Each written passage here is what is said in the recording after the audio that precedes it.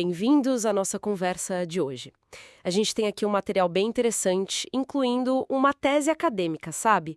E o tema é denso: depressão. Mas vamos olhar por um ângulo específico: o cuidado e o aconselhamento pastoral. Isso aí, um tema fundamental. A ideia é mergulhar nisso, né? Tentar entender as raízes históricas, como a gente vê a depressão hoje, na clínica, na psicologia, mas o foco principal vai ser esse papel da fé, da comunidade. Como é que eles entram como caminho de cuidado, talvez esperança? Vamos tentar desenrolar isso. Vamos lá. Para começar, as fontes já mostram logo de cara, a depressão é muito comum. Chamam até de resfriado da psicopatologia. É algo que, nossa, está muito presente na sociedade. É verdade. E assim, não é de hoje, né? Só que a forma como a gente entende, nossa, mudou muito. As fontes trazem uma viagem no tempo bem legal. Começa lá com Hipócrates, mais de 2000 anos atrás. Ele falava da melancolia. Ah, a famosa melancolia. Exato. E ele ligava isso à bile negra, um dos humores do corpo. Hoje a gente sabe que essa bile nem existe, mas a ideia de um desequilíbrio ficou, sabe? E o mais doido é que Hipócrates já dizia que o problema estava no cérebro, que ele era o centro das emoções. Para a época isso era bem avançado, uma visão quase biológica. E bem diferente de outras visões antigas, né? Pelo que eu li, tinha muita interpretação espiritual, moral. Nossa, totalmente. Para muitos povos antigos, tipo na Bíblia, na Grécia, aquilo que a gente chama de depressão hoje era visto como, sei lá, coisa divina ou demoníaca. Tinha a ver com pecado, com a raiva dos deuses, falta de fé. Complicado. E essa visão voltou com tudo na Idade Média. Aí a explicação demonológica ficou forte de novo. As fontes contam que gente com depressão grave podia ser vista como possuída, castigada por Deus, ou pior, né? Na Inquisição, até acusada de bruxaria. Imagina o estigma, um sofrimento enorme. Teve algum momento que isso começou a virar uma mudança de chave? Foi aos poucos, bem gradual. No Renascimento, na modernidade, apareceram umas figuras importantes, tipo Robert Burton, lá em 1621, com A Anatomia da Melancolia. Um livro gigante tentando analisar a coisa de forma mais sistemática. Causas físicas, sociais, Já tentando entender melhor. isso. Depois, lá para o fim do século XVIII, o Philippe Pinel, na França, que começou a humanizar o tratamento nos hospitais psiquiátricos. E a própria palavra depressão, que vem do latim premer, tipo pressionar para baixo, começou a ser mais usada para descrever essa sensação de peso, sabe? De abatimento. Faz sentido. E essa coisa da melancolia que você falou, Shakespeare, Hamlet, tinha um lado meio ambíguo, né? Doença, mas também quase um charme. Pois é, tinha essa dualidade. Ora era doença, ora era quase um traço de sofisticação, de sensibilidade. Curioso, né? Muito. Bem, essa evolução toda leva a gente pro cenário mais atual. E as fontes falam bastante da visão da psiquiatria moderna. Como ela aparece? Olha, a psiquiatria hoje foca muito no modelo biomédico. A depressão geralmente é entendida como um resultado de desequilíbrios químicos no cérebro. Neurotransmissores, sabe? Serotonina, noradrenalina, dopamina. A comunicação entre os neurônios, as sinapses, que não estaria funcionando direito. E aí entram aqueles manuais, né? O DSM, a CID. Exato. São as ferramentas principais para classificar, o DSM, o CID-10. Eles dividem a depressão em categorias: episódio depressivo leve, moderado, grave, com ou sem sintomas psicóticos, transtorno depressivo recorrente, e os sintomas clássicos que definem isso são aquele humor deprimido persistente, a perda de interesse ou prazer em quase tudo, a anedonia, e o cansaço, a falta de energia. As fontes também falam da distimia. Parece algo um pouco diferente. A distimia, que hoje chamam mais de transtorno depressivo persistente, é descrita como uma forma mais crônica. Os sintomas não são tão intensos como num episódio maior, mas duram muito tempo. Anos, às vezes. E uma coisa que as fontes destacam é que a pessoa pode acabar achando que é o jeito dela mesmo, sabe? Ah, eu sempre fui assim. E aí não busca ajuda. Exato. fica mais difícil diagnosticar. E parece que é mais comum em mulheres, segundo os estudos. Mas essa abordagem, né, focada na biologia, na classificação, as fontes mostram que ela não é um consenso total. Tem críticas, tem tensão aí. Tem, com certeza. Uma crítica é que esses manuais, tipo o DSM, apesar de úteis para comunicação, para pesquisa, eles podem acabar simplificando demais, né? Encaixotando o sofrimento em categorias que nem sempre pegam a complexidade da pessoa.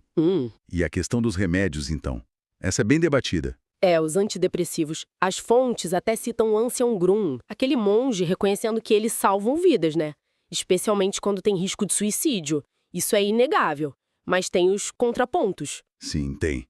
Um ponto que intriga e que as fontes levantam é o tempo. Os remédios aumentam os neurotransmissores rápido, em horas, dias. Mas a melhora mesmo, a clínica, demora semanas. Ah, interessante isso. Pois é, isso sugere que não é só corrigir a química. O mecanismo é mais complexo. O que está acontecendo ali nesse tempo todo? Fica a pergunta. E tem a outra preocupação, né? A da medicalização da vida.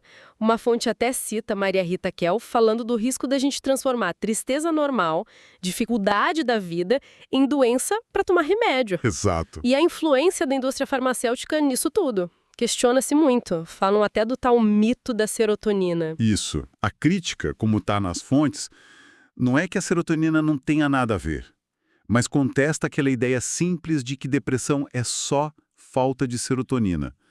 Sabe? Uma narrativa que foi muito empurrada. O perigo que apontam é esse apagar o conflito da pessoa. O remédio alivia o sintoma, mas e a raiz do problema? A pessoa não precisa encarar aquilo tão de frente. A pergunta que fica é, o remédio trata a doença, mas quem cuida da pessoa? Da pessoa inteira. Perfeito. E essa pergunta é a ponte para a perspectiva psicológica que as fontes também exploram bastante. Como é que ela entra aí? Para complementar ou desafiar? Como ela vê essa dor da alma? Isso.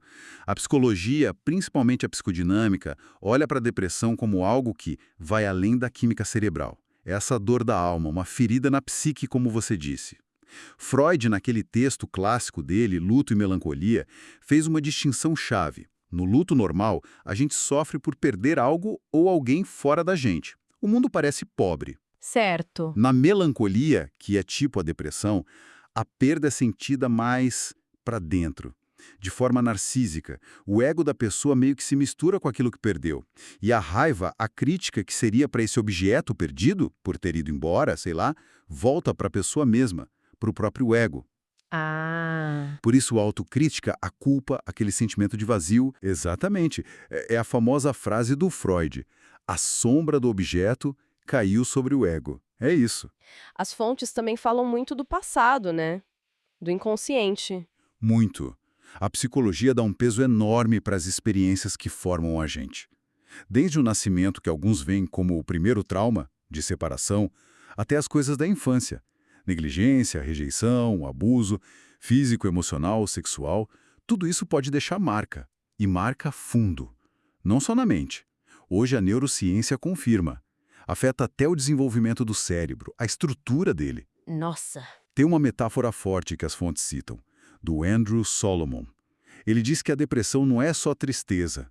É tipo uma trepadeira feia, sugadora, que se enrola na pessoa e vai sufocando a vida dela. Ele fala de uma dor seca, sabe? A pessoa às vezes nem consegue chorar. Uma sensação de ser consumido por algo de fora, implacável. Então, as causas são bem mais amplas do que só a química. Com certeza. A visão que prevalece é a biopsicossocial. Tem um conceito equifinalidade. Quer dizer que vários caminhos diferentes podem levar para o mesmo lugar.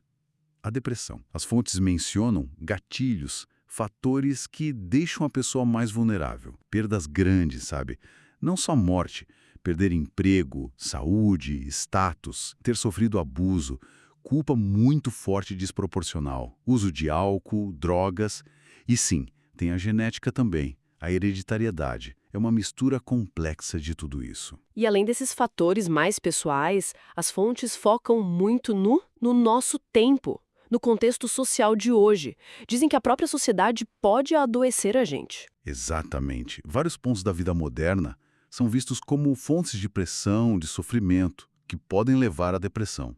Falam de uma cultura de competição absurda, um darwinismo social. A gente vive com ansiedade de desempenho, medo de falhar, o perfeccionismo, que não é real, muitas vezes vindo das redes sociais. Sim, a comparação constante. A insegurança no trabalho, a precarização, que faz a gente se sentir meio coisa, né? Uma peça que pode ser trocada a qualquer momento. E os relacionamentos entram aí também. Entram. Citando Bauman, falam das relações líquidas, vínculos cada vez mais frágeis, superficiais, descartáveis. Isso gera solidão, isolamento, mesmo com tanta gente por perto, ou tanta conexão virtual. A gente vive correndo, né? O imperativo da pressa. Falta tempo pro ócio, para pensar, para aprofundar as relações. E, ao mesmo tempo, um excesso de informação, de estímulo. Cansaço, sobrecarga. Muita. E talvez um dos pontos mais fundos que as fontes trazem seja a questão do sentido da vida. Ah, sim, o Viktor Frankl. Ele mesmo. O psiquiatra que sobreviveu ao Holocausto criou a logoterapia. Frankl dizia que buscar sentido é a maior força que move o ser humano. Aquela frase dele, né? Quem tem um porquê para viver pode suportar quase qualquer como. Isso bate forte aqui. Com certeza, a falta desse porquê, sabe? Um vazio existencial é um terreno muito fértil para o desespero, para a depressão. E aí as fontes chegam a sugerir que a própria estrutura da sociedade materialista, individualista, sem espaço para o transcendente, para um propósito maior, pode gerar o que a teologia chama de pecado estrutural, condições sociais que por si só produzem sofrimento, adoecimento. Essa crítica toda da sociedade e reconhecer essa dor tão complexa serve de ponte para a abordagem principal da tese, né? A perspectiva do cuidado pastoral. Como é que as fontes definem isso? O que é esse cuidado? Primeiro, eles colocam a ideia de cuidado, com C maiúsculo, numa base filosófica teológica bem forte. Citam pensadores como Heidegger, Leonardo Boff. O cuidado não é só fazer coisas, é a essência do ser humano, um jeito de ser no mundo, que envolve se preocupar, se responsabilizar, se envolver, ter compaixão pelo outro, pelo mundo. E a poimênica é a versão cristã disso. Exato. Poimênica vem do grego poimen, pastor. É o termo teológico para o cuidado pastoral. É como essa atitude de cuidado vira prática na comunidade de fé. O aconselhamento pastoral é uma das ferramentas dessa poimênica.